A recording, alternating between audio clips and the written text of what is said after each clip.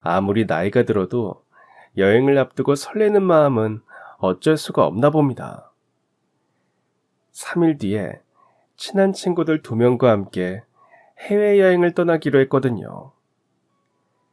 여행을 다닌 지 얼마 되지 않아 여행 준비에 서툰 저와 친구들을 대신해서 저와 함께 살고 있는 막내 며느리가 이것저것 챙겨줘서 한결 수월하게 준비할 수 있었어요. 저는 뭐든 미리 해놔야 마음이 놓이는 성격이라 벌써부터 짐을 챙겼다가 풀었다가 몇 번을 반복했는지 모르겠어요. 3박 4일 인천에서 비행기를 타고 3시간 남짓이면 가는 가까운 곳이지만 혹시나 싶은 마음에 캐리어가 점점 뚱뚱해지네요. 또 뭘 챙기면 좋으려나 고민하고 있는데 마침 함께 떠나는 친구에게서 전화가 왔어요. 아니 너희 막내 며느리 말이야. 우리 집에 또 뭘 보냈던데? 우리 며느리가 자기 눈치 보인다고 난리도 아니다 얘. 진주가? 뭘 보내는데? 세면도구랑 휴대폰 잃어버리지 말라고 휴대폰 먹거리랑 가족들 전화번호 적어서 차고 다니는 팔찌랑 뭐 이것저것 잔뜩 보냈더라. 아유, 걔는 참 애가 마음이 따뜻해. 요즘 어느 며느리가 시어머니 놀러 간다고 친구들까지 신경 쓰니? 나한텐 별말 없었는데 나 몰래 또 언제 그런 깜찍한 짓을 했대. 이따가 애들 오면 물어봐야겠다. 명절이랑 생일 전부 나한테 신경 써주고 내가 항상 고맙게 생각하고 있다고 전해줘. 함께 여행을 가는 친구에게서 걸려온 전화가 제 마음을 또 흐뭇하게 만듭니다. 우리 막내 며느리는 제가 아는 모든 사람을 통틀어 정이 가장 많은 사람이에요. 평생 먹고 살 걱정하느라 바빠서 여행이라고는 꿈도 꾸지 못하고 살았던 제가 이런 호사를 누릴 수 있는 것도 전부 우리 막내 며느리 덕분이죠. 제 방문을 열고 들어오면 작은 화장대 위에 놓인 가족 사진이 가장 먼저 눈에 들어옵니다. 몇 년 전 처음으로 온 가족이 해외여행을 가서 찍은 사진이에요. 저에게는 가장 소중한 보물로 여겨질 만큼 행복한 기억이 담긴 사진입니다. 이 사진을 찍던 날 처음으로 이 세상엔 내가 알지 못하는 많은 것들이 있다는 사실을 깨닫게 됐어요. 이제 알게 된 것이 억울하면서도 이제라도 알게 되어 참 다행이라는 생각이 들었죠. 그 후로 저는 매년 가족들, 친구들과 일부러 시간을 내서 가까운 곳 위주로 여행을 다니고 있습니다. 이 2다리가 허락하는 한 더 많은 곳을 경험하고 싶다는 생각이 들어요. 우리의 시간은 소중하니까요. 처음부터 제가 지금의 생활을 마음 놓고 즐길 수 있었던 것은 아니에요. 제 삶도 정말 많이 팍팍했거든요. 살다 보면 인생이라는 게 어디로 흘러가는 건지 알 수 없고 사람 인생 어떻게 될지 모른다고 하지만 몇 년 전만 해도 제가 이런 일상을 누릴 수 있을 거라고는 상상도 할 수 없었어요. 저는 어렸을 때부터 새어머니 밑에서 자랐어요. 제가 5살 때 엄마가 병으로 돌아가셨거든요. 평생을 새아들의 엄마로 살다 보니 자식을 남겨두고 먼저 떠났을 때 우리 엄마 마음이 얼마나 아팠을지 이제야 짐작이 갑니다. 아빠는 평범한 농사꾼이었어요. 다행히 물려받은 논이 있어서 농사를 지으며 자식 꿈길 걱정은 없었지만 아빠 혼자 어린 딸을 돌보는 건 쉽지 않은 일이었을 거예요. 결국 엄마가 세상을 떠난 지 채 1년이 되지 않아서 아빠는 재혼을 하게 되었고 저에게는 새엄마가 생겼습니다. 당시 저는 너무 어렸기 때문에 새엄마를 진짜 엄마처럼 생각하면서 따랐던 기억이 나요. 하지만 새엄마는 저를 무척 귀찮아하셨죠. 그나마 아빠가 집에 있을 때만 겉으로나마 저를 챙겨주셨어요. 크면서 새엄마의 구박은 점점 심해졌습니다. 새엄마가 남동생을 낳은 뒤로 저는 거의 투명 인간이 되었어요. 아빠와의 문제, 육아에서 오는 스트레스. 저는 새엄마의 감정 쓰레기통으로 존재했어요. 비록 제대로 된 정 한번 느끼지 못하고 살았지만 새엄마는 그 존재만으로 저한테는 기꺼운 존재였어요. 남들 보기에 엄마가 있다는 것만으로도 그런 구박쯤은 충분히 견딜 수 있었습니다. 하지만 세월이 흐르고 저도 나이가 들면서 많이 지쳤던 것 같아요. 언젠가는 새엄마가 나를 사랑해주지 않을까 하는 기대도 사라졌습니다. 엄마랑 다정하게 지내는 친구들의 모습을 보면서 마음속에 더 깊은 갈증이 생겼어요. 이건 제가 노력한다고 해서 채울 수 없는 일이었기에 저는 집을 떠나 저만의 삶을 채워나가고 싶다는 생각을 많이 하게 되었습니다. 여상을 졸업하면 서울에 가서 취직을 하고 싶었어요. 집을 떠나 자유롭게 살고 싶었습니다. 하지만 제가 집을 떠나면 집안일을 시킬 사람이 없어지기 때문이었는지 새엄마가 온갖 이유를 대며 극심하게 반대를 했고 결국 저는 시골집에 묶여 농사일을 하면서 여전히 새엄마 시중을 들면서 살아야 했습니다. 벗어나고 싶어도 벗어날 수 없는 삶. 제가 이 집을 벗어날 수 있는 것은 오직 결혼뿐이었습니다. 21살이 되었을 때 집안 어른을 통해 중매가 들어왔어요. 홀어머니를 모시고 사는 외아들이지만 집도 있고 땅도 있고 사람 정말 성실하다고요. 저보다 8살이 많았지만 당시에 저에게는 남자의 조건 같은 건 아무것도 상관없었어요.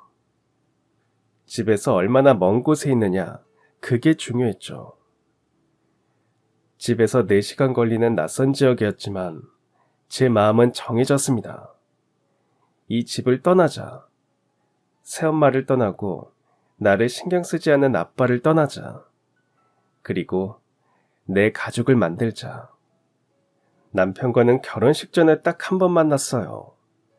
처음 만난 날 결혼을 결심하고 그 뒤로 결혼식 날 다시 만나게 되었습니다. 거리가 워낙 멀었기 때문에 중간에 만나는 건 쉽지 않았거든요.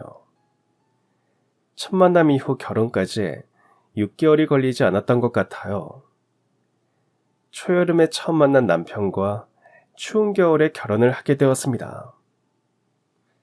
평생을 살았던 가족들과 떨어져 낯선 곳에서 지낸다는 것이 걱정스럽기도 했지만 그보다 앞으로 펼쳐질 새로운 일들에 대한 기대가 저를 더 들뜨게 만들었어요.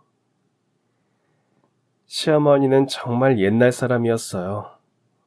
남편을 일찍 보내고 홀로 농사를 지으며 유일한 희망인 아들만 바라보고 살았던 사람. 남편은 원래 그 지역의 큰 회사에서 일을 하고 있었대요. 그러다 혼자 지내던 어머니가 쓰러진 뒤로 하던 일을 정리하고 어머니를 돌보며 자신이 농사를 짓게 되었다고요.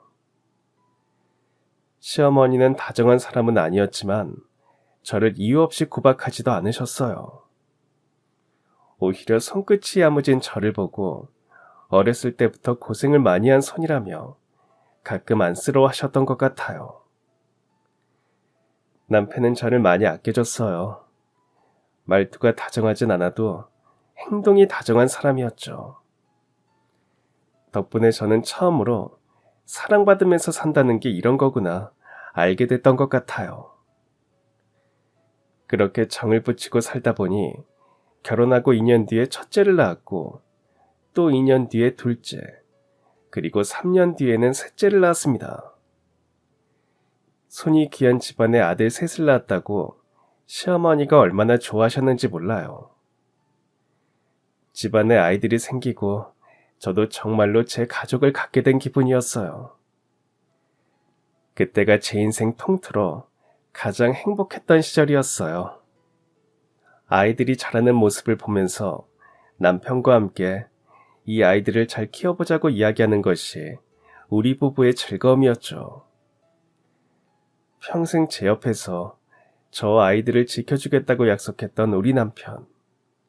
그랬던 남편이 그렇게 빨리 우리 곁을 떠날 줄은 상상하지 못했습니다. 큰아들이 8살, 둘째 아들이 6살, 그리고 막내 아들이 3살.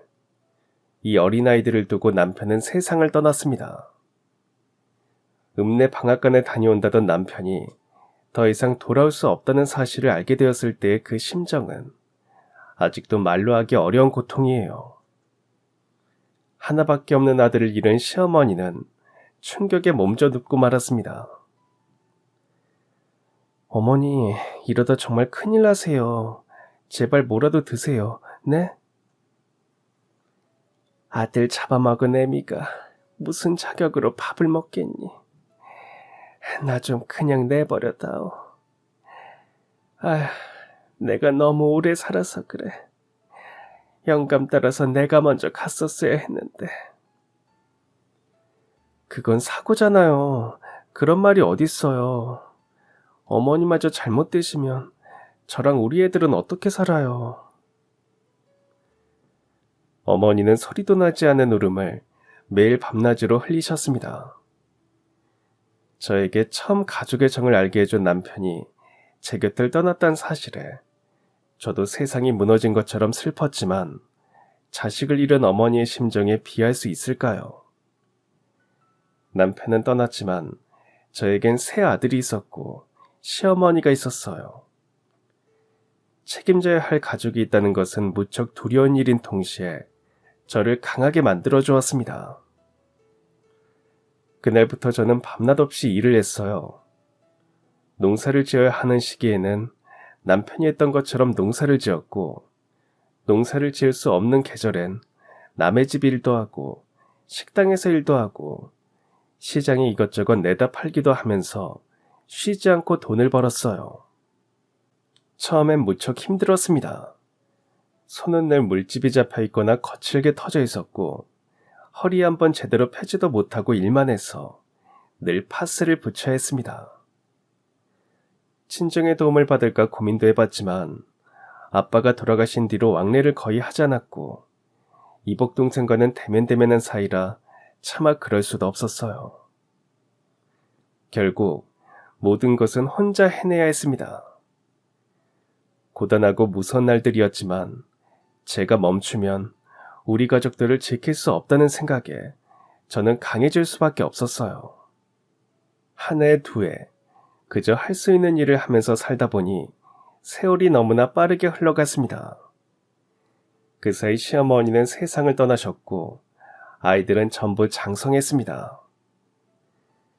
큰아들과 작은아들은 대학을 졸업하고 서울에서 취직을 해 자리를 잡아가고 있었고 어렸을 때부터 저를 도와 농사를 지었던 막내 아들은 농대에 가서 공부를 마치고 본격적으로 농사일을 시작했어요. 막내도 형들처럼 더울 땐 시원하고 추울 땐 따뜻한 곳에서 몸이라도 편하게 일했으면 싶었지만 그 녀석 고집이 어찌나 센지 차마 말릴 수가 없었습니다. 지훈아, 너도 형들처럼 서울에서 번듯한 직장 취직해서 지내면 좀 좋니? 엄마, 나는 농사가 재밌다니까. 너 그러다가 노총각 되면 어떡하려고 그래? 요즘 누가 농사 짓는 남자랑 결혼하려 하니? 결혼 못하면 평생 엄마랑 살지 뭐. 제 곁에서 농사를 짓겠다는 아들이 기특하면서도 늘 마음 한구석이 무거웠어요. 그 무렵 한 해 차이를 두고 큰아들과 작은아들이 결혼을 했습니다. 큰며느리는 제가 봐도 성격이 아주 똑부러지는 아이였어요. 항상 손해만 보는 큰아들의 짝으로 더없이 좋아 보였어요. 큰며느리는 시키지 않아도 집안의 대소사며 제사며 모든 것을 지휘했습니다. 그러다 보니 저도 점점 큰며느리에게 의지하게 됐어요. 원래는 김장도 막내 아들과 둘이 간단하게 했었는데 큰며느리가 들어온 이후로 김장은 우리 집안에 빼놓을 수 없는 큰 행사가 되었죠. 반면에 작은 며느리는 말수가 없고 조용한 스타일이었어요. 혹시나 성격이 정반대인 며느리들 사이에 문제가 있진 않을까. 작은 며느리가 큰 며느리를 불편해하진 않을까 걱정했지만 정말 쓸데없는 생각이었어요. 작은 며느리는 큰 며느리가 하자는 대로 불평 한마디 없이 잘 따랐습니다. 억지로 하는 게 아닌지 살짝 걱정이 되어 물었더니 손사래를 치면서 정말 좋아서 하는 거라고 걱정 말라는 말을 하더군요. 그러면서 우리 집에 오면 어렸을 때 할머니랑 살았던 기억이 나서 좋다며 자주 저를 찾아왔어요. 집안에 사람이 잘 들어와야 한다고 하잖아요. 바라보는 것도 아까운 우리 며느리들. 이렇게 좋은 사람들이 우리 가족이 되어 얼마나 다행인지 모릅니다. 우리 가족이 이렇게 화목하게 지낼 수 있는 것도 전부 우리 며느리들 덕분이었어요. 이제 우리 막내 아들만 착실하고 바른 사람 만나서 결혼하면 더할 나위 없이 행복할 것 같았어요. 그래서 막내가 결혼하고 싶은 사람이 있다며 저에게 소개하고 싶다는 이야기를 했을 때 무척 기뻤습니다. 그런데 여자친구가 어렸을 때부터 고아원에서 자라 지금은 가족 없이 혼자 살고 있다는 얘기를 하더군요. 온전한 가정에서 제대로 사랑받고 자란 사람과 짝을 맺어주고 싶은 것이 부모의 마음이지만 아들이 여자친구 이야기를 한 것이 처음이기도 했고 일단은 만나나 보자는 생각이었어요. 처음 막내 아들의 여자친구를 만났을 때 저는 직감했습니다. 이 아이는 우리 식구가 되겠구나. 뭐라 말하기 어려운 끌림 같은 게 느껴졌어요. 막내 며느리는 아들보다 1살 어렸고 사귄 지는 2년 정도 되었다고 했어요. 결혼을 결심하기에 길지도 짧지도 않은 시간이었죠. 그래, 혼자 지내고 있다고요? 네, 말씀 들으셨겠지만 제가 어렸을 때부터 고아원에서 자랐어요. 아빠가 저를 키우시다가 결혼하시면서 고아원에 맡긴 걸로 알고 있는데 그 이후로 지금까지 아빠를 만난 적은 없어요. 연락처도 모르고요. 그래서 사실상 혼자라고 보시면 돼요. 아유, 많이 힘들었겠네, 혼자서. 대신 저는 주변에 좋은 사람들이 많았어요. 덕분에 행복하게 지냈고요. 여기 지훈 씨도 그 좋은 사람 중 하나예요. 힘들었겠다는 제 말에 별일 아니라는 듯 웃어 보이는 막내 며느리의 모습을 보니 이 아이는 내가 생각하는 것보다 더 강한 사람이겠구나 하는 느낌이 왔습니다. 그리고 아버지가 결혼하면서 고아원에 맡겨졌다는 이야기를 들으니 새엄마 밑에서 자랐던 제 모습이 겹쳐졌어요. 가족이 있다고 해서 행복한 것도 아니다. 맞아요. 저를 싫어하고 구박했던 새엄마와 방관자였던 아빠 밑에서 살면서 저는 늘 우울했으니까요. 가족이 있었지만 그 가족들 때문에 늘 상처받았던 기억들이 떠오르면서 눈앞에 막내 며느리가 참 대견해 보였습니다. 두 사람의 결혼을 반대할 이유는 없었어요. 그 자리에서 저는 막내 며느리의 손을 잡으며 앞으로 잘 지내보자는 말로 허락을 대신했습니다. 큰아들 부부와 작은아들 부부도 소식을 듣고 정말 많이 축하를 해줬어요. 막내 아들이 결혼을 하면 저는 당연히 따로 살 거라고 생각했는데 막내 며느리는 저와 함께 살고 싶다는 말을 했습니다. 그래도 너희 신혼인데 농사 때문이면 집 가까운 곳이라도 얻어서 따로 사는 게 좋지 않겠니? 어머니만 괜찮으시면 전 어머니랑 같이 살고 싶어요. 가족들 여럿이서 사는 게 제 꿈이거든요. 그리고 사실 제가 모아둔 돈이 많잖아요. 그래서 그 돈으로 어머니께 가구 새로 해드리고 같이 살고 싶은데 안 될까요? 너희가 나랑 같이 살고 싶은 게 그런 이유라면 나야 너무 좋지. 그런데 새 가구는 필요 없단다. 어차피 살림살이도 다 가지고 있고 너희 필요한 것만 사고 나한텐 아무것도 안 해줘도 괜찮아. 그게 내 조건이야. 네? 아무리 그래도 어떻게 그래요. 어머니네 장롱도 낡았고 이참에 냉장고도 바꾸면 좋을 것 같던데. 그 장롱은 우리 남편이 사준 거라서 절대 못 버리고 냉장고도 아직 10년은 거뜬하다. 그러니까 내 말 들을 거면 같이 살고 아니면 나가서 너희들 마음대로 하며 살아. 어머니 감사합니다. 제가 돈 많이 벌어서 호강시켜 드릴 테니까 그때는 꼭 다 받아주세요. 자신이 모은 돈을 몽땅 써서 집안에 오래된 가구며 도배까지 하겠다고 나선 막내 며느리를 겨우 말리고 이불 한 채 받는 것으로 합의를 했습니다. 이게 뭐라고 서로 안 받겠다고 싸우는 것도 처음이었어요. 대신 저는 막내 며느리 몰래 아들과 지낼 신혼방에 도배를 새로 해줬어요.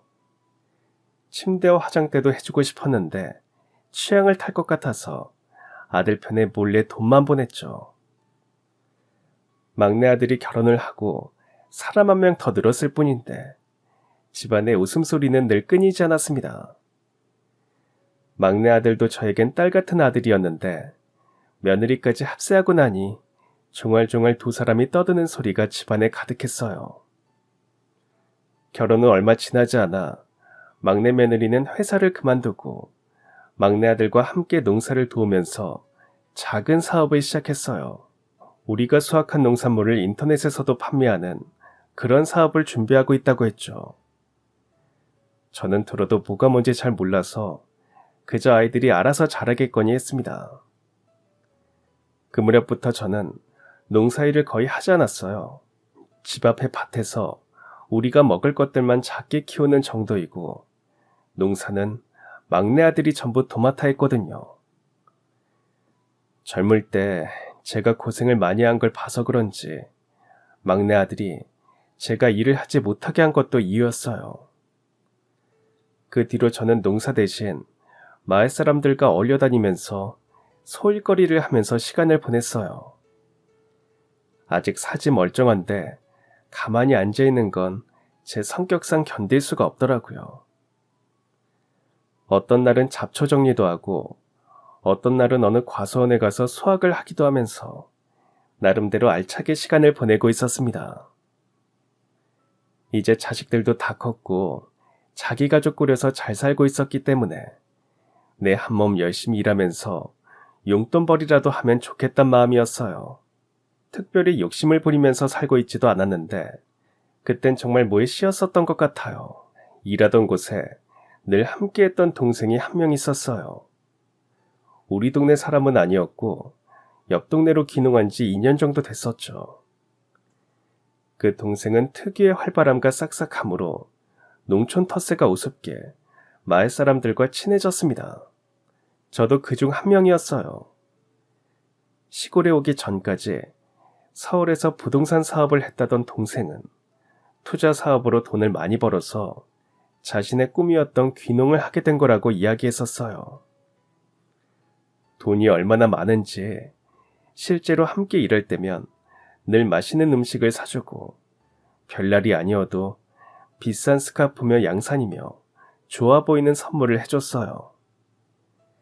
주변 사람들을 살뜰하게 챙기는 동생의 마음이 참 예뻐서 늘 고맙게 생각하고 있었습니다.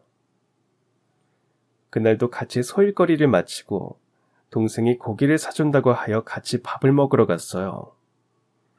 오늘 받은 일당보다도 비싼 소고기를 사준다고 하여 얻어먹기에 너무 민망해서 제가 사겠다고 작은 실랑이를 벌이고 있었죠. 이번엔 자기가 가고 싶은 곳에 왔으니 다음엔 저보고 사라고 하여 어쩔 수 없이 그러겠노라 하고 식사를 했습니다. 한참 다 먹어가는데 갑자기 동생이 심각한 표정으로 전화를 받더라고요. 주변에 있을지 모르겠다며 고민 좀 해보겠다는 말과 함께 전화를 끊었어요. 왜 그래? 무슨 일 있어? 뭐 안 좋은 일인 건 아니지? 사실은요, 전에 같이 일했던 동업자가 연락이 왔는데 이번에 진짜 제대로 된 정보가 있나 봐요. 아휴, 이거 아무한테도 말 안 해주는 건데 저한테만 얘기한다고. 지금 투자 모집을 하는데 딱 한 자리가 비나 봐요. 석 달 뒤에 재개발 발표나면 무조건 3배라고 당장 같이 하자고 하는데, 아휴, 저는 지금 돈이 다 묶여 있어서 못 들어가거든요. 1,000만 원만 있어도 들어갈 수 있다던데, 제가 지난번에 땅 산다고 현금을 다 써서 너무 아깝게 됐죠. 그냥 주변에 없으니 다른 데 알아보라고 전화해야겠어요. 잠깐만. 진짜 3배야? 네, 그럼요. 언니 혹시 생각 있어요? 언니라면 제가 소개해드릴 수 있죠. 지금 3천짜리 만기 적금이 하나 있긴 한데, 그럼 내가 해볼까? 어머, 그래요? 언니, 은행 이자가 뭐야? 3천에 3배면 9천인데, 저 믿고 해보세요. 대신, 다른 언니들한테는 비밀인 거 아시죠? 제가 언니 제일 좋아해서 말씀드리는 거예요. 3배라는 소리에 머리가 멈춰서는 아무 생각도 의심도 하지 못했어요. 2년이나 우리 동네에서 함께 살았던 동생이 배신을 할 리도 없고요. 저는 결국 만기 적금으로 받은 3천만 원을 고스란히 동생에게 보냈습니다. 계약서 같은 걸 쓰긴 했지만 나중에 보니 전부 엉터리였어요.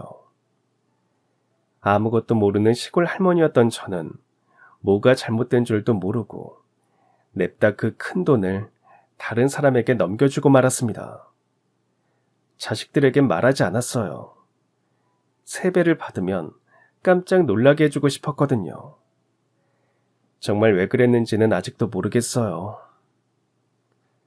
제가 돈을 보낸 이후에도 동생의 행동은 전과 다를 바 없었어요. 덕분에 저는 그 어떤 의심도 하지 않았습니다. 오히려 석 달 뒤 큰 돈을 얻게 될 제 모습을 상상하면서 하루하루 꿈에 부풀었어요. 그로부터 한 달 뒤 동생은 크루즈 여행을 떠난다며 오래 집을 비운다고 했어요. 저에게도 같이 가자고 했지만 돈이 꽤 많이 들고 2주 넘게 여행을 간다는 것이 내키잖아서 잘 다녀오라고 인사만 건넸어요. 동생은 좋은 선물 사오겠노라며 여행을 떠났고 예상하셨을지도 모르겠지만 그 뒤로 돌아오지 않았습니다. 돌아오기로 한 지 1주일이 지나고 2주일이 지나고 저에게 약속한 석 달째가 되도록 동생의 모습은 보이지 않았어요. 휴대폰도 없는 번호라고 나왔고 TV나 신문, 그 어느 곳에서도 재개발에 대한 이야기는 나오지 않았습니다. 처음엔 뭔가 잘못된 거라고, 혹시 동생에게 무슨 일이 생긴 걸까 걱정을 했어요. 그러다 걱정은 의심으로 바뀌었고 결국 절망으로 다가왔습니다. 동생이 사라진 뒤로 저는 밥도 제대로 먹지 않고 매일 동생을 찾아 헤맸어요. 듣기로는 다른 동네에도 저처럼 사기를 당한 사람들이 몇 되는 것 같았어요. 저와 같은 사람들이 있다는 얘기를 들었을 때도 믿고 싶지 않았어요. 저랑 동생이 어떤 사이인데 저들과 나는 다르다고 분명 뭔가 일이 있을 거라고 생각했어요. 하지만 제가 사기꾼에게 당했다는 차가운 현실만이 저를 아프게 했습니다. 어쩌다가 저런 말도 안 되는 꼬임에 넘어갔는지 스스로가 원망스러웠어요. 그 무렵 제 모습이 평소와 당연히 달랐겠죠. 막내 부부가 저에게 걱정스럽게 무슨 일이 있느냐 물었지만 저는 대답할 수 없었어요. 이런 한심한 꼴을 자식들에게 들키고 싶지 않았습니다. 흔적도 없이 사라진 사기꾼을 쫓아다니며 화병만 점점 마음에 쌓이는 것 같았어요. 늘 무거운 돌덩이 같은 것이 명치를 누르는 것처럼 갑갑했습니다. 그날도 그 동생과 갔던 식당들을 찾아다니고 있었어요. 하지만 역시나 그 어디에서도 사기꾼의 흔적은 찾을 수 없었어요. 작정하고 숨은 사람을 제가 어떻게 찾겠나요? 별다른 소득 없이 집에 돌아왔는데 막내 부부가 거실에서 저를 기다리고 있었어요. 아이들의 표정을 보니 어딘가 심각해 보였습니다. 엄마, 경찰서에서 연락이 왔어요. 다른 피해자가 나왔다고 조만간 참고인 조사할 거라고요. 이게 다 무슨 말이에요? 뭐? 경찰이? 별일 아니야. 어머니, 별일 아니긴요. 요즘 새벽에 나가셔서 밤늦게 돌아오시잖아요. 식사도 통 안 하시고. 무슨 일인데요? 말씀 좀 해주세요, 네? 저희 경찰 전화 받고 어머니 걱정돼서 지금까지 아무것도 못하고 기다리고 있었어요. 걱정하는 자식들의 표정을 보니 더 이상 감출 수가 없었습니다. 저는 결국 사기당한 이야기를 털어놓았어요. 막내 아들은 금방이라도 뭐라 이야기할 것 같았지만 제 표정을 보고 삼키는 것 같았어요. 대신 막내 며느리가 저를 위로했습니다. 어머니, 일단 경찰이 찾고 있다고 하니까 어머니는 더 이상 밖에서 힘들게 찾아다니고 하지 마세요. 그러다가 괜히 쓰러지실까봐 걱정돼요. 그 일은 잠깐 잊고 우리 경찰 기다려봐요. 네?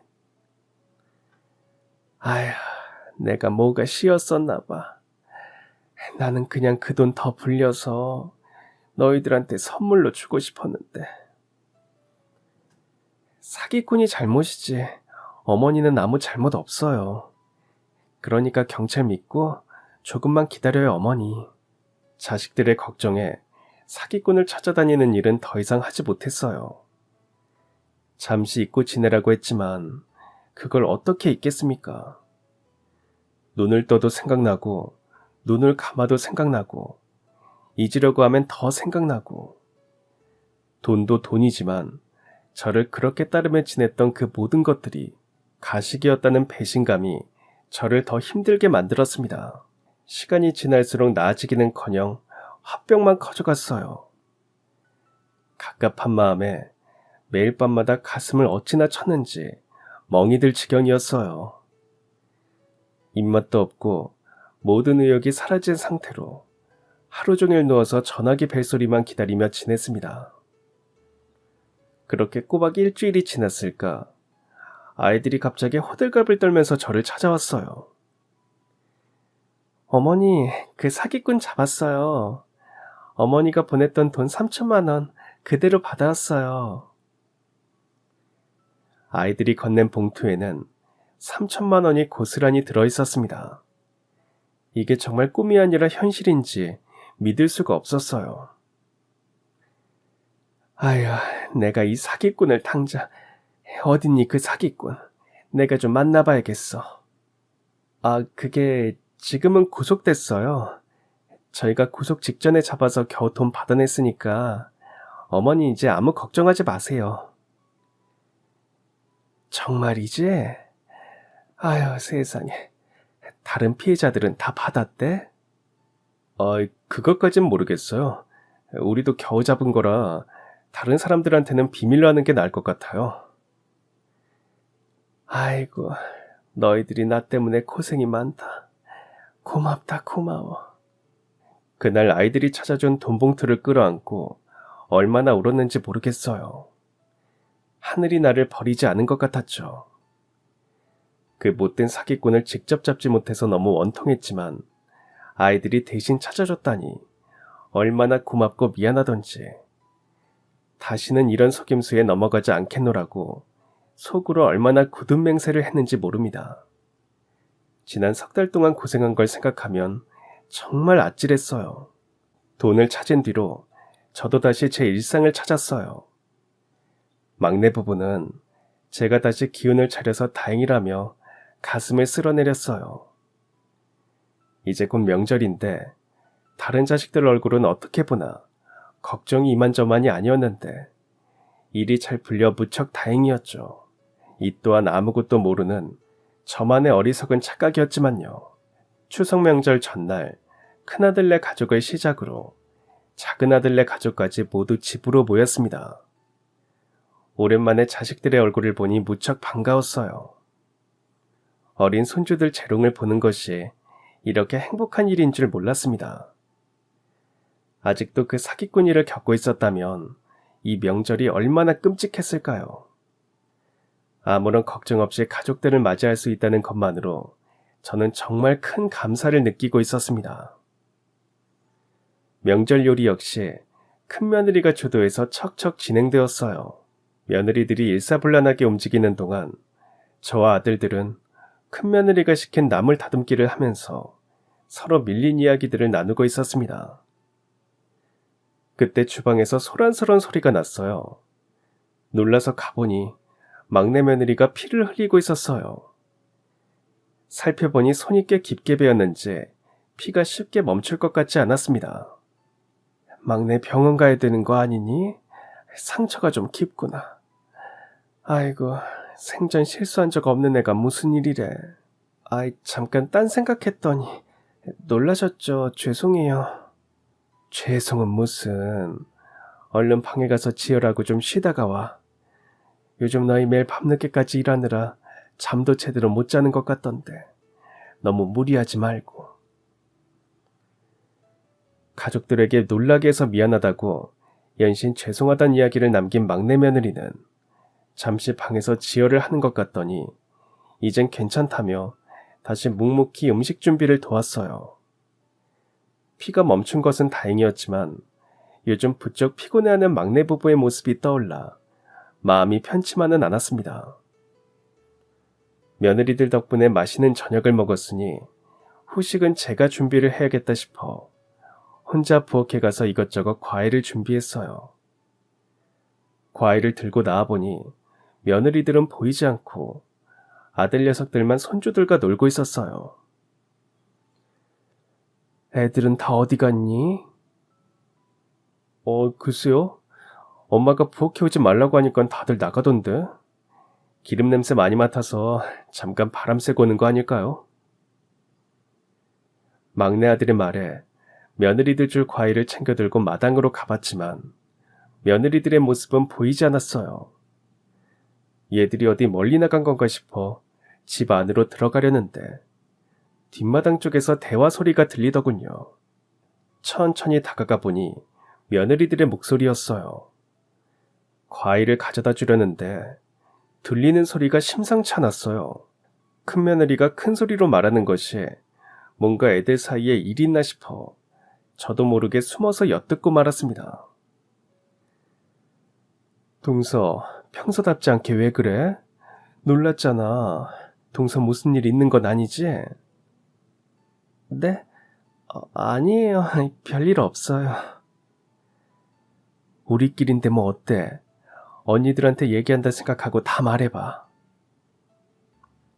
몰래 엿듣는 게 잘못인 줄은 알지만 저도 막내가 내심 걱정됐던지라 숨을 죽이고 며느리들의 대화를 계속 듣고 있었어요.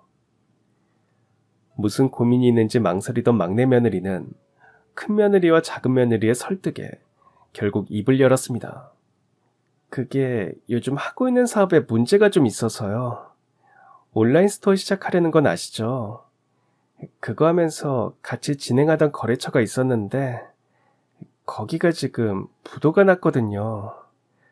저희 돈이 들어간 게 있어서 당장 급하게 막아야 할 돈이 생겼어요. 은행 대출도 전에 받은 게 있어서 더는 안 되고 그걸 못 막으면 기간이 얼마가 될지 모르겠지만 사업도 멈춰야 되는 상황이에요. 저런. 서방님이랑 동서랑 모아둔 돈 좀 있지 않아? 그래도 어머니 댁에서 지내니까 결혼 전에 모아둔 건 많이 안 썼을 거잖아. 지훈 씨 돈은 사업하면서 기계 바꾸고 시설 설치하느라 다 썼고요. 제 돈은 사실 어머니 드렸어요. 어머니한테는 말씀하지 말아주세요. 어머니한테 드렸는데 어머니가 모르셔? 처음 그 이야기를 들었을 때 제 반응도 큰며느리와 같았습니다. 저에게 돈을 줬는데 제가 모른다니 말이 안 됐어요. 하지만 바로 이어진 말에 그만 들고 있던 쟁반을 떨어뜨릴 뻔했습니다. 사실은요, 몇 달 전에 어머니한테 일이 좀 있었어요. 형님들 절대로 아는 척 하시면 안 돼요. 지은 씨가 아주버님들한테도 말씀 안 드렸거든요. 막내 며느리는 제가 믿고 싶지 않은 충격적인 진실을 이야기했습니다. 몇 달 전 사기를 당하고 괴로워하는 저를 차마 볼 수 없었던 막내 부부가 저 몰래 일을 꾸몄더군요. 막내 며느리가 결혼 전 어렵게 모은 3천만 원을 사기꾼에게 찾은 것처럼 저에게 돌려준 것이었죠. 당시 제가 너무 힘들어 보여서 자식된 도리로 가만히 있을 수 없었다면서요. 생각해보니 전부 헛점투성이었어요. 사기꾼한테 그 돈을 그렇게 현금으로 받았다는 것도 이상하고 다른 피해자들한테 말하지 말라고 한 것도 이상하고요. 그때는 돈을 찾았다는 그 생각 때문에 다른 것은 생각할 수도 생각하고 싶지도 않았나 봐요. 어쩜 저는 이렇게 바보 같을까요? 나이를 이렇게나 많이 먹었는데도 이렇게나 어리석을 수 있는 것인지 도저히 고개를 들 수가 없었습니다. 며느리들이 눈치채지 못하게 조용히 방으로 돌아와 일찍 자리에 누웠습니다. 막내 며느리의 얼굴을 보면 감정을 주체하지 못할 것 같아서 일부러 불을 끄고 자는 척을 했어요.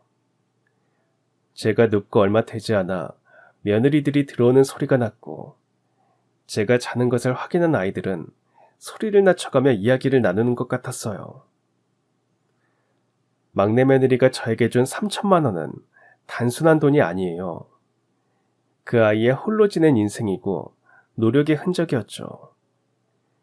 그런 소중한 돈을 아무런 망설임 없이 저한테 주었다는 사실에 눈물을 멈출 수가 없었습니다. 지금 이렇게 힘든 상황에서도 저에게 차마 이야기하지 못하는 그 마음이 어떨지 자식들의 마음을 아프게 한 것 같아서 스스로가 너무 원망스러웠습니다. 그날 밤은 막내 아들 부부에게 고맙고 미안한 마음 때문에 밤새 소리 없는 눈물을 흘려야 했습니다. 이제 제가 해야 할 일은 정해져 있었어요. 더 이상 어리석은 엄마로 있을 순 없었습니다. 명절 당일 저녁, 큰아들 가족과 작은아들 가족이 각자 집으로 떠나자 집이 상대적으로 고요하게 느껴졌어요. 저는 준비한 것을 들고 막내 부부를 거실로 불렀어요. 그리고 준비한 통장을 건네주었습니다. 제가 건넨 통장을 받아든 막내 아들은 어리둥절한 표정을 지었습니다. 막내 며느리도 옆에서 이게 무슨 일인지 모르겠다는 표정으로 저를 바라봤어요. 너희들 요즘 힘들다며 이걸로 급한 불이라도 껐으면 좋겠구나. 아휴, 너무 늦게 알아채서 미안하구나. 그 돈이 우리 막내 며느리 피와 땀인데 내가 그것도 모르고 철없이 좋아했어. 미안하다 막내야. 눈가에 눈물이 고여 제대로 말을 잇지 못한 채 고개만 끄덕이는 저를 보고 막내 며느리는 왈칵 눈물을 터뜨렸습니다. 절대 말하면 안 됐는데 결국 제가 듣게 했다면서 자신을 원망했어요. 막내야, 네가 그러면 내가 도저히 면목이 없어. 바보같이 그 돈을 사기꾼한테 받았다고 굳이 곧대로 믿어버린 엄마를 용서해다오. 내가 얼마나 바보 같았는지, 어제 밤새도록 얼마나 후회를 했는지 몰라. 늦었지만 이제라도 엄마 노릇 좀 하자꾸나. 우리 며느리가 준 돈에 엄마가 조금 더 보탰어. 아니, 5천만 원. 엄마, 이렇게 큰 돈을. 더 주고 싶지만 당장은 엄마도 그게 최선이야. 너희들이 날 위해서 그렇게 했다는 걸 알았을 땐 민망하고 미안하고 고개를 들 수가 없었어. 그런데 가만히 곱씹을수록 고마운 마음이 더 커지더라. 이 엄마가 얼마나 걱정이 됐으면 그런 결정을 했을까. 그리고 어느 며느리가 시어머니 마음 달래준다고 그 큰 돈을 선뜻 내놓겠니. 너희들 덕분에 내 마음속에 있던 화병도 다 나았어. 자식들이 나를 생각해주는 그 마음으로 이미 모든 것이 다 괜찮아졌단다. 그러니까 이제 너희들이 엄마 마음 좀 받아주련. 어머니 감사합니다. 저 그런데요. 어머니한테 드린 돈 하나도 아깝지 않았어요. 저 시집 올 때 어머니가 그러셨잖아요. 제가 힘들게 모은 돈 괜히 쓸 생각하지 말라고. 나중에 필요한 순간이 올 거라고. 그 필요한 순간이 저한텐 그때였어요. 아휴, 고맙다 진주야. 우리 진주, 너는 내 보석이야. 어머니, 진짜 제가 정말 열심히 일할게요. 대박 상품 개발해서 온라인 스토어도 성공시키고 우리 제품 전국에 소문나게 제대로 만들어서 어머니한테 이것보다 더 많이 효도할 테니까 꼭 지켜봐 주세요. 그래, 엄마는 우리 아들 며느리 꼭 성공할 거라고 믿어. 제가 아이들에게 받은 마음을 조금이나마 갚았던 그날, 당장 제 수중에 남은 돈은 없었지만 어쩐지 마음은 더 풍족한 기분이 들었습니다. 며칠 뒤 기쁜 소식이 들려왔어요. 막내네 소식을 알게 된 큰아들 부부와 작은아들 부부도 자기들끼리 이야기를 나눈 모양이더라고요. 이야기 끝에 각자 집에서 1,000만 원씩 막내 아들 부부에게 사업자금으로 보태라며 보내왔습니다. 아이들 형편 뻔한데 생각지도 못했던 도움이라 저도 그렇지만 막내 부부도 무척 감동을 받은 것 같았어요. 그날의 기억이 아이들에게 큰 힘이 되었는지 전보다 더 열심히 일하는 것이 눈으로 느껴질 정도였습니다. 저와 형제들의 도움으로 급한 일을 잘 정리한 막내 부부는 본격적으로 온라인 스토어 사업을 시작했습니다. 젊은 농사꾼 부부라는 이미지를 사람들이 좋아해준 덕분인지 홍보용으로 만든 SNS인지 뭔지도 무척 인기를 끌었다고 하더군요. 백화점에 납품할 정도로 상품력을 키우고 프리미엄 이미지를 붙였더니 그야말로 판매량이 어마어마했어요. 저도 나서서 배송박스에 스티커를 붙일 정도로 눈코 뜰 새 없이 바쁜 날들이 이어졌습니다. 이 사업이 대박날 것을 예감했는지 막내 아들은 과감하게 논을 정리하고 그 돈으로 밭과 시설을 정비해서 본격적으로 온라인 스토어에만 집중했습니다. 계절에 따라 생산품을 달리한 것도 탁월한 결정이었어요. 저는 잘 모르지만 사업이 어찌나 잘 됐는지 몇 달을 대기해서 주문하는 사람도 있다고 하더군요. 아이들이 사업이 잘 되는 모습을 보니 무척 행복했습니다. 그리고 1년 반 만에 수익금으로 투자금을 정산할 수 있게 되었다며 막내 부부는 가장 먼저 저와 형제들에게 빌린 돈을 전부 다 갚았어요. 이자까지 두둑하게 쳐서요. 저도 그렇고 형제들도 그렇고 되돌려 받을 생각으로 준 돈은 아니었지만 어쨌든 막내 부부가 잘 되어서 받은 돈이라 기분이 참 좋았어요. 막내 며느리는 형님들에 대한 고마움을 잊지 않고 아직도 매 명절이면 며느리들의 친정에까지 선물을 보내고 있습니다. 우리 아이들이 도움을 줄 줄 알고 그 도움을 갚을 줄 아는 아이들이라 얼마나 기특하고 다행인지 모르겠어요. 막내 부부가 제가 줬던 통장을 다시 줬을 때 참 많은 생각이 들었어요. 이 돈으로부터 모든 일이 일어난 것 같다는 생각을 하다 보니 뭔가 의미 있게 쓰고 싶다는 생각이 들더군요. 그래서 기특하고 예쁜 우리 자식들 모두 데리고 처음으로 해외여행이라는 걸 가보기로 했어요. 저의 명절 해외여행 계획을 들은 아이들은 자신들이 돈을 대겠다며 난리였지만 제가 왜 이런 결정을 했는지 듣고는 결국 제가 하자는 대로 따르기로 했습니다. 우리 가족의 첫 해외여행지는 비행기로 6시간 정도 걸리는 동남아시아의 작은 휴양지였어요. 이 여행을 위해 저는 태어나서 처음으로 여권이라는 것을 만들어 봤습니다. 막내 며느리가 앞으로 여행 많이 다닐 테니 장소는 최대한 많이 선택하라고 해서 그렇게 해버렸어요. 이 수많은 빈 페이지를 세계 여러 나라의 도장으로 채우고 싶다는 생각을 하면서요. 언어도 통하지 않고 생활 습관도 다르고 자연 환경도 다른 곳에서 고작 며칠 지냈을 뿐인데 60대 중반을 훌쩍 넘도록 제가 살았던 세상은 무척 좁았구나. 그런 생각이 들었어요.